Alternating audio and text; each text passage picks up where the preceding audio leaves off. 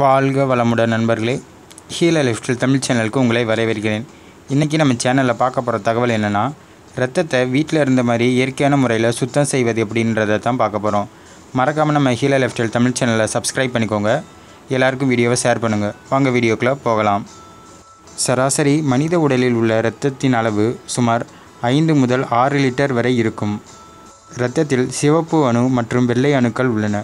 உடலுக்கு தேவையான ஆக்சிஜனை எடுத்து செல்ல பெரிதும் உதவுகிறது.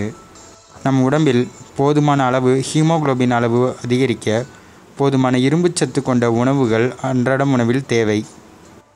தூய குருதியே தூய உடலாகும்.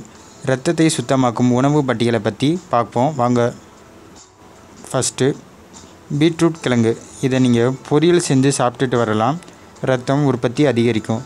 பீட்ரூட் பொடியை கட் செய்து நிழலில் உலர்த்தி ஒரு டப்பாவில் அடைச்சி வச்சுக்கோங்க.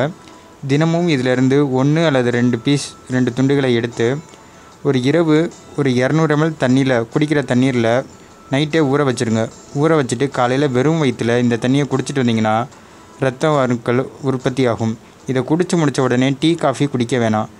இல்லைன்னா உங்களுக்கு பீட்ரூட் பவுடர் கிடச்சிச்சின்னா அதை பாலில் கலந்தும் குடிச்சிட்டு வரலாம். இரத்தம் சுத்தமாகும். செம்பருத்தி பூவு அதன் இதழை மட்டும் எடுத்து வெறும் வயிற்றில் சாப்பிட்டு வந்தால் உடல் சூடு தனியும், இரத்தம் சுத்தமாகும், இரத்தம் விருத்தியாகும். நாவல் பழம் கிடைக்கும் காலகட்டங்களிலே இதை அதிகம் சாப்பிட்டு வர உடலில் இரத்தம் சுத்தமாகும், இரத்த அணுக்கள் அதிகரிக்க உதவுகிறது. இஞ்சி சாறுடன் சுத்தமான தேன் கலந்து சாப்பிட்டு வந்தால் இரத்தம் சுத்தமாகும். தினமும் ஒரு முழு பெரிய நெல்லிக்காய் வெறும் வயிற்றில் நன்கு சுவைத்து சாப்பிட்டு வரலாம். சின்ன நெல்லிக்காய் வேணாம், அது டேஸ்ட்டுக்கு மட்டும்தான் இருக்குமே தவிர அதில் எந்த ஒரு சத்தும் இருக்காது. பெரிய நெல்லிக்காய் சாப்பிட்றது தான் ரொம்ப நல்லதாகும். நம்ம ஊர்லேயும் வீட்லேயும் எளிமையாக கிடைக்கிற இந்த வேப்ப மரத்தில் இருக்கிற வேப்பம் கொழுந்து எடுத்துக்கோங்க. அதோட மஞ்சள் சேர்த்து அரைச்சி வெறும் வயிற்றில் சாப்பிட்டு வந்தீங்கன்னா வாரத்தில் 3 நாட்கள் சாப்பிட்டிங்கன்னா இரத்தத்தில் உள்ள நச்சுக்கள் நீங்கும். இரத்தத்தில் உள்ள நச்சு கிருமிகள் நீங்கி இரத்தம் சுத்தமாக உதவுகிறது. தினமும் எலுமிச்சம்பழச்சாறுடன் பனங்கற்கண்டு அல்லது தேன் சேர்த்து குடித்து வர இரத்தம் சுத்தமாகும். இரத்தத்தில் உள்ள pH வேல்யூவை சமநிலைக்கு கொண்டு வரும். துளசி இலை. இது ஆன்டிபாக்டீரியல், ஃபங்கல் போன்ற தொற்றுக்களை நீக்கக்கூடியதாகும்.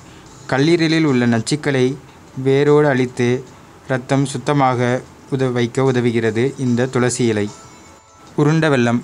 இதை மண்ட வெல்லம்னு சொல்லுவாங்க பேச்சு வழக்கில். நல்ல சர்க்கரை உடம்பில் சேர்க்க உதவுகிறது. இரத்தத்தில் உள்ள நச்சுக்களை வெளியேற்றி இரத்தத்தை சுத்தம் செய்ய உதவுகிறது இந்த உருண்ட வெல்லம்.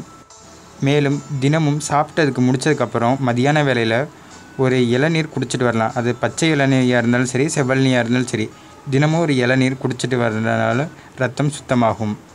எல்லா உணவுகளையும் விட இதுவே சிறந்த உணவாகும். அதுதான் தண்ணீர். நாம் தண்ணீர் அளவுக்கு அதிகமாக குடிப்பதால் இரத்தம் சுத்தமாகும், உடலும் சுத்தமாகும். உடம்பில் உள்ள நச்சுக்கள் நீங்க தண்ணீர் இன்றியமையாத ஒன்றாகும்.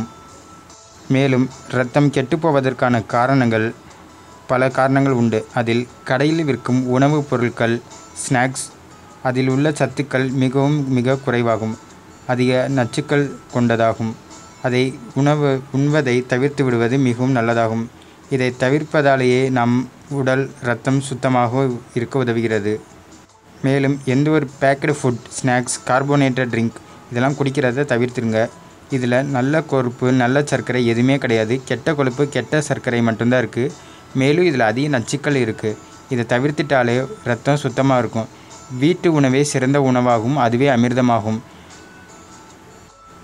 இந்த தகவல் உங்களுக்கு பயனுள்ளதாக இருக்கும்னு நினைக்கிறேன். மறக்காமல் ஹீல் லைஃப்ஸ்டைல் தமிழ் சேனலை சப்ஸ்கிரைப் பண்ணிக்கோங்க. எல்லாருக்கும் இந்த வீடியோவை ஷேர் பண்ணுங்கள். நன்றி.